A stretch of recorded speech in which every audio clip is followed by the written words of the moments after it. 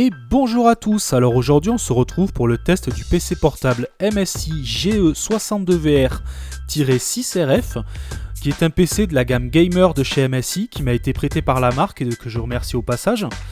Là on se retrouve donc avec un PC qui est un petit peu différent de celui que je vous avais testé la dernière fois. On est sur une configuration qui est légèrement en dessous, après ça reste quand même du très très gros, on va dire quand même au niveau config pour un PC portable. Mais le tout, vous allez voir, dans un PC qui reste quand même fin et léger. Moi c'est vraiment le très très très gros point fort que je lui ai trouvé. Au niveau de la configuration, on a un i7 6700 HQ 2,6 GHz. Donc un très bon processeur, 16 Go de RAM avec la possibilité de monter jusqu'à 32 Go, 256 Go donc de disque SSD en port M2, 1 Tera de disque dur, donc en plus pour le stockage de vos données, une carte graphique GTX 1060 en 6 Go, donc très très bonne carte graphique, sur un portable ça vous apporte quand même pas mal de performance. Le tout avec un écran 15,6 pouces à LED en Full HD. Vous avez aussi une webcam 720p. Au niveau de la connectique, on va retrouver un HDMI, un mini DisplayPort, deux USB de 3ème génération ainsi qu'un USB de 2ème génération, un USB Type C et un port Ethernet. On retrouvera aussi un graveur DVD, ce qui est assez classique, un lecteur de carte SD. Au niveau du poids, on est à 2,4 kg, donc ce qui est pour moi assez léger pour ce type de configuration là. Ils ont quand même réussi à faire un système de ventilation qui prend très peu de place et qui est franchement efficace. Le PC est très très silencieux. Au niveau du clavier, on retrouve un clavier signé SteelSeries, donc comme assez souvent sur la marque, sur à peu près tous leurs modèles. C'est un clavier donc qui est rétroéclairé, vous pourrez choisir les couleurs, les programmes de couleurs que vous voulez faire avec. Au niveau des boutons, en haut on retrouve le bouton pour accélérer la ventilation, le bouton qui sert donc pour les programmes de SteelSeries et le bouton d'allumage. Au niveau du touchpad, on a un touchpad qui est de taille on va dire raisonnable, qui est quand même assez grand, assez agréable à utiliser, il est assez précis, le multitouch fonctionne plutôt pas mal. Donc on va dire niveau périphérique, il est quand même assez bien équipé. Au niveau de l'audio, on va retrouver une architecture d'in-audio, donc c'est pareil, on retrouve ça à peu près sur toute la série. Après, donc c'est une machine qui est, on va déjà bien avancée pour la réalité virtuelle, donc elle intègre déjà pas mal de fonctions de ce côté-là. La carte graphique y est pour quelque chose. Ensuite, vous allez avoir différentes technologies qui sont plutôt pas mal. Le PC peut gérer jusqu'à 3 écrans, donc avec la technologie Nvidia Surround. Donc ça, c'est plutôt pas mal aussi. Au niveau donc de la ventilation, comme je vous ai dit tout à l'heure, j'étais vraiment assez bluffé parce que le PC est très très silencieux. Et vous allez vraiment avoir une ventilation qui est efficace sans avoir non plus un bruit de soufflerie derrière. Donc ça, j'ai trouvé ça plutôt pas mal. Donc très très bon point à ce niveau là. Comme je vous dis, au niveau de l'épaisseur et du poids, pour une config comme ça, avoir 2,4 kg, moi je trouve ça extrêmement léger, parce qu'on a quand même une carte graphique qui est plutôt costaud, on a un bon processeur, faut quand même refroidir un petit peu tout ça.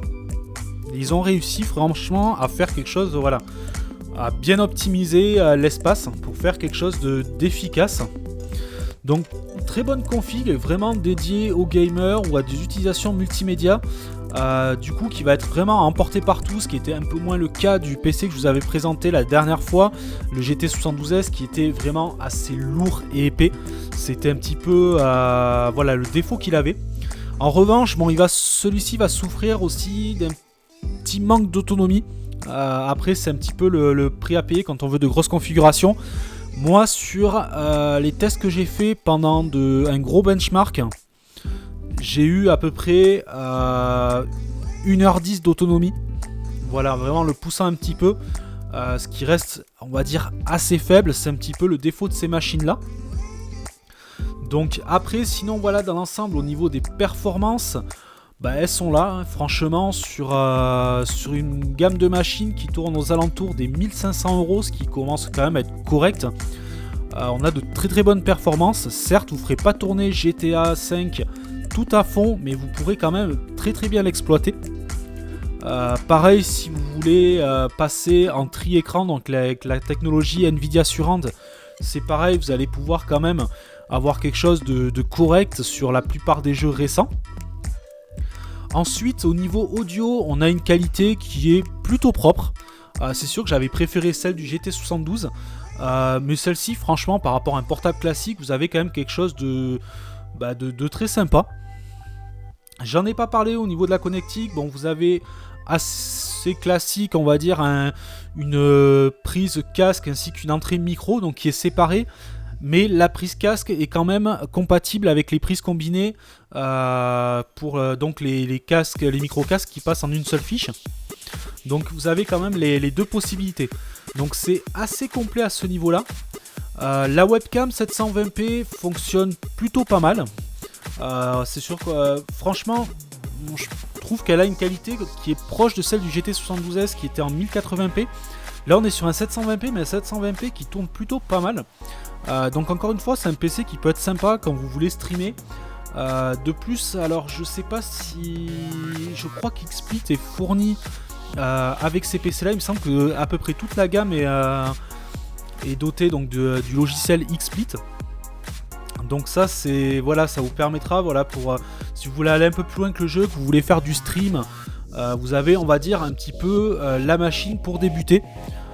Au niveau du micro, alors c'est la seule partie que j'ai pas trop testé. Je l'avais testé sur le GT72S, c'était plutôt pas mal. Là sur celui-ci, c'est vrai que c'est l'un des seuls tests que j'ai pas fait.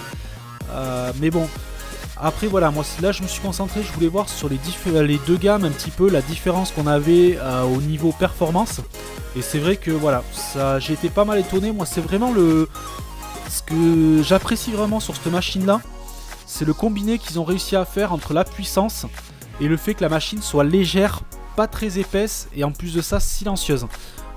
Donc voilà, on a quand même quelque chose qui a été vraiment bien conçu. De plus, on retrouve un petit peu tout le tas de fonctionnalités qu'on retrouve sur les PC MSI. Donc en temps normal, ils ont toujours eu pas mal de fonctionnalités dessus. Ils ont toujours pas mal poussé leur système audio, ils ont toujours pas mal poussé les différents systèmes qu'ils vous mettent. C'est pareil, vous avez rien qu'au niveau du clavier, on va retrouver la même suite logicielle que je vous avais présenté par exemple sur l'Apex M500. Donc le clavier est géré de la même manière. Bon, à la différence que là on est sur un clavier à membrane, on n'est pas sur un clavier mécanique sur ce modèle là. Bien que chez MSI un modèle existe en clavier mécanique, mais là franchement on n'est plus vraiment, pour moi du moins, sur un portable. On se retrouve vraiment sur une configuration qui est assez démesurée. Là on a quelque chose voilà, qui a été pour moi assez bien conçu, qui apporte vraiment pas mal de fonctionnalités. Et pour la peine, je trouve à un prix qui est assez justifié parce que derrière les prestations sont là. Au niveau esthétique, c'est pareil. C'est un PC qui est vraiment sobre, très bien fini, vraiment très agréable en main. Vous avez la surface du clavier qui est en aluminium. Pareil pour le dos de l'écran. C'est quand même... Voilà, on sent qu'il y a une qualité qui est présente. Donc... un très bon produit franchement.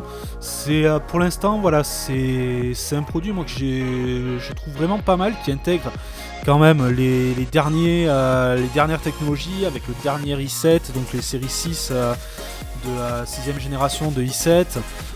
On retrouve une GTX pareil, des générations GTX donc les générations 10 avec la 1060. C'est quand même voilà, c'est plutôt correct.